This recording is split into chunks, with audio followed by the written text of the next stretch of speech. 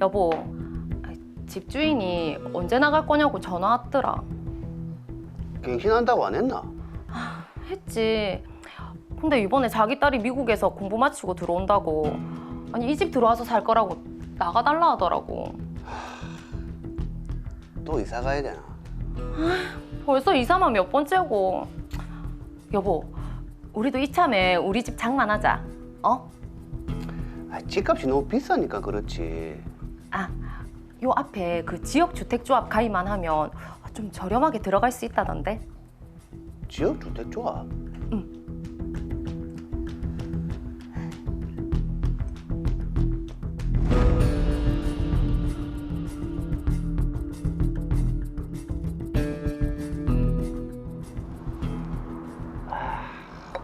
네, 이번에 이사 간다. 갑자기? 집주인 사정이 좀 생겼다고. 에이, 이게 집 없는 서러움이다. 하긴 내 집 없으니까 우리도 맨날 노심초사다. 에이. 아, 저기 앞에 무슨 지역주택? 아니, 뭐 조합원 모집한다던데.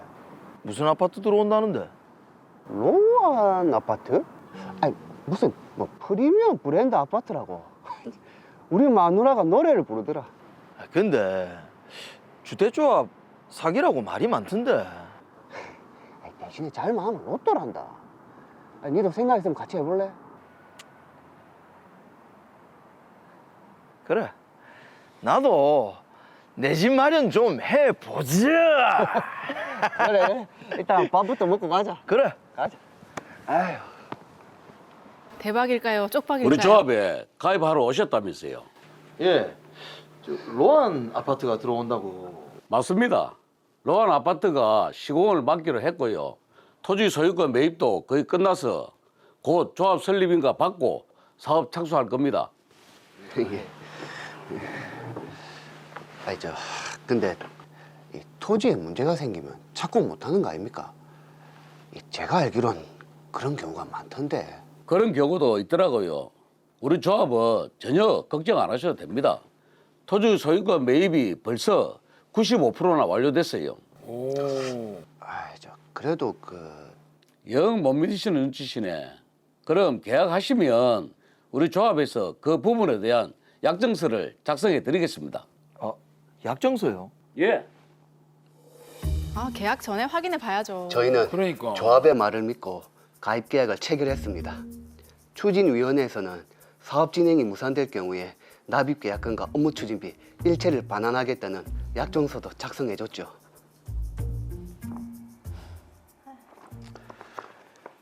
자, 여보. 와, 우리도 3년 뒤면 우리 집이 생기는 거네. 그렇지. 와, 이 동네 이 가격이면 완전 로또네, 로또.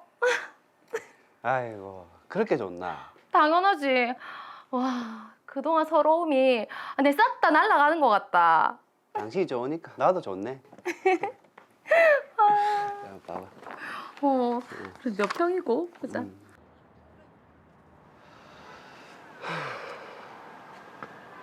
아, 맞다.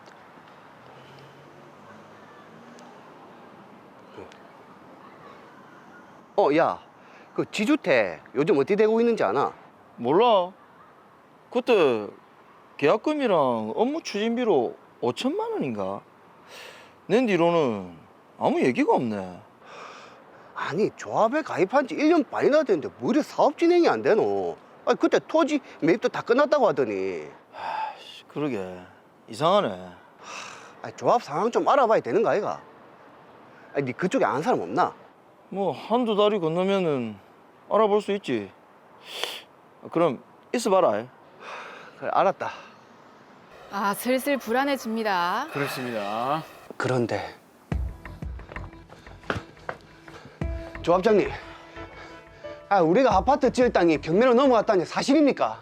지금 조합 땅이 하나도 없다면서요.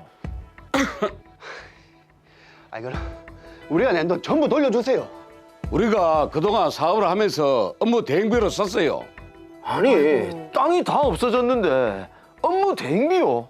우리도 예상치 못한 사항이라서 하여튼 우리는 시공사랑 토지 소유주를 만나면서 계속 사업을 추진하면서 업무 대행비를 집행을 했어요. 뭐 문제 있습니까? 아파트 지을 땅이 없는데 사업을 어떻게 추진합니까? 더 이상 사업 진행 안 될 것 같은데 약정서대로 계약금이랑 업무 추진비 전부 돌려주세요. 못 줍니다. 아직 사업이 무산된 것도 아닌데 우리는 절차대로 업무 진행비로 사용했어요. 이렇게 나오시겠다. 그럼 우리도 가만 안 있을 겁니다. 딱 기다리세요.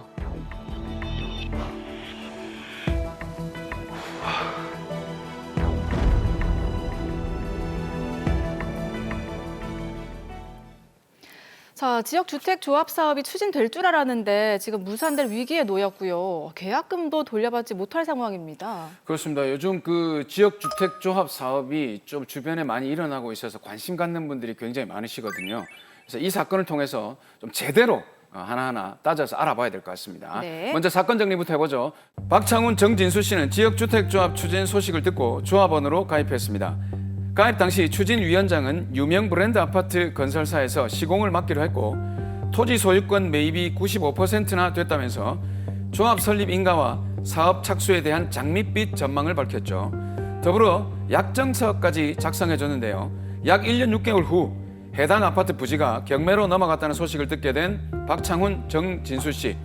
그동안 낸 돈을 돌려달라고 했지만 추진위원장 이근식 씨는 업무 추진비로 다 썼다면서 돈을 돌려주지 못하겠다고 하는데요. 박창훈, 정진수 씨는 과연 어떻게 해야 될까요? 자, 그러게요. 지금 박창훈, 정진수 씨 그리고 추진위원장의 입장이 팽팽하게 맞서고 있는데요. 자, 두 사람이 어떻게 대처를 해야 될지 듣고 싶습니다. 김지은 변호사님, 어떻게 해야 될까요? 네, 조합원들이 가장 시급하게 해야 하는 건 일단 납부한 금원에 반환 청구를 하는 민사소송이라고 많이들 생각하실 겁니다.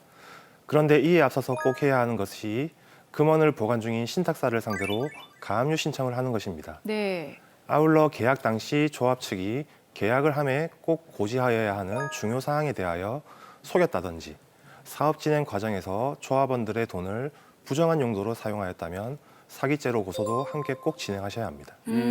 자, 계약 해지를 위한 소송도 해야 되고 이게 사기죄로 고소까지 해야 된다고요? 네, 맞습니다.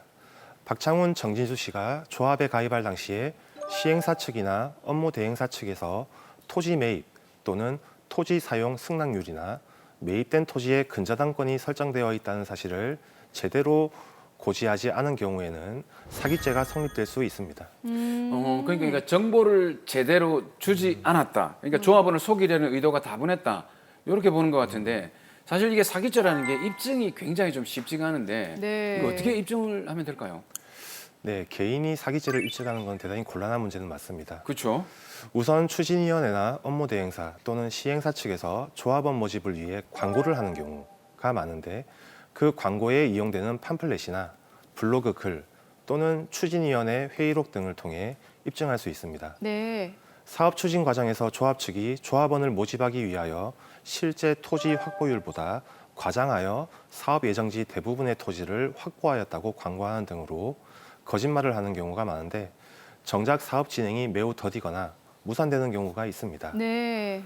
형사 고소장을 접수하면 실제 토지 확보율을 확인하고 계약 당시 조합 측이 기망행위를 하였다는 점, 그리고 실제 조합원들의 돈이 부정한 용도로 사용되거나 사업 목적과 관련 없이 신탁사에서 돈을 인출하여 사용한 점이 발견되는 경우가 있습니다. 이는 개인이 증거를 수집할 수 없으므로 고소장을 잘 작성하셔서 수사기관의 도움을 받는 것이 매우 중요합니다. 네. 자, 그럼 혹시 아까 보니까 추진위원회에서 작성해준 약정서가 있던데 이게 증거가 될 수 있겠습니까? 네, 당연합니다. 제가 유사 사건을 진행해 본 바로는 추진위원회가 교부하는 약정서나 확약서도 증거가 될 수 있고 실제 증거로 사용된 경우가 많이 있습니다. 약정서를 좀 꼼꼼하게 챙겨야 되겠습니다. 그러네요. 자, 그러면은 변호사님 보시기에는 드라마 사례의 경우 사기죄가 인정이 된다고 보십니까?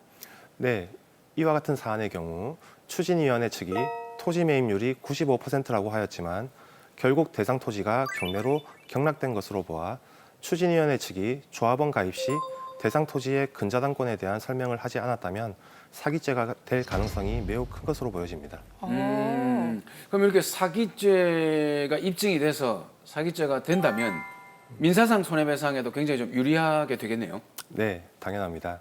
이러한 경우에는 불법 행위를 원인으로 한 손해배상도 가능하고 기지급하였던 계약금과 업무 추진비에 대한 부당이득 반환도 가능할 것으로 보여집니다. 자, 그런데 지금 추진위원장이 업무 추진비로 돈을 다 써서 돌려줄 돈이 없다 이렇게 얘기를 하거든요. 어떻게 해야 될까요? 예, 실제 이런 경우 계약금이나 업무 추진비를 다 소진하여 돌려받지 못하는 경우가 많습니다. 네. 그렇기 때문에 추진위원회나 업무대행사 측이 거짓말을 하였다는 것을 알게 되면 곧바로 계약금이나 업무 추진비를 신탁하여 둔 신탁사를 상대로 가압류 등의 절차를 하여 남아있는 금액을 동결하는 것이 매우 중요합니다. 자, 이게 거짓말이라는 것을 밝혀내기도 어려울 것 같고 그렇죠. 조합원 개인이 대응하기에는 힘들 것 같은데 이게 어떻게 대응하면 좋겠습니까? 네, 실제 제가 유사 사건을 맡아서 변론을 해봤는데요. 네. 조합원들이 서로의 신상을 알 수 없는 경우가 대부분이어서 소송이 진행되고 있는 것을 몰라 구제를 못 받는 조합원들이 많이 있었습니다. 그렇기 때문에 이러한 경우를 대비하여 조합원 총회나 창립 총회 시 조합원들이 만들어 놓은 SNS 단체 채팅방 또는 카페 등에 가입하여 조합의 사업 진행 상황을 늘 주시하는 것이 매우 중요하다고 할 것입니다. 네. 이를 통해서 조합원들과 함께 힘을 합쳐서 집단 소송으로 진행하시는 것이 유리하겠습니다.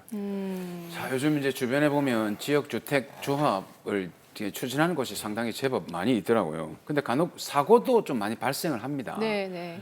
그렇다면 만약에 이런 지역주택 조합에 가입할 때 사기를 당하지 않을 어떤 뭐 예방책 이런 건 없을까요? 오.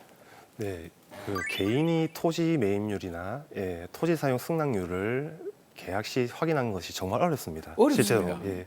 조합 측에서 이제 허위 자료를 보여주거나 그렇죠. 아니면 국유지가 포함된 과다 이제 확보된 이제 토지 자료들을 보여주기 때문에 네. 실제로 속는 경우가 참 많이 있습니다.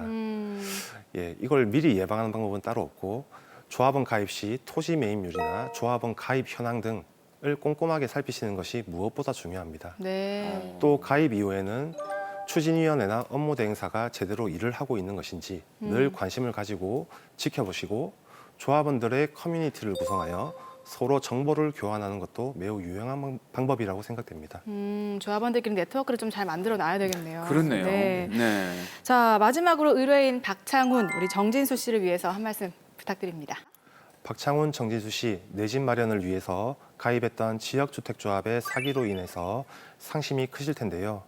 현재로서는 시간을 지체하게 되면 손해만 더 커질 수 있는 상황이기 때문에 최대한 빨리 법률 전문가의 도움을 받아서 관련자들이 처벌받게 하는 한편 재산을 지킬 수 있는 방법을 강구하시는 것이 가장 현명한 방법이라 생각됩니다.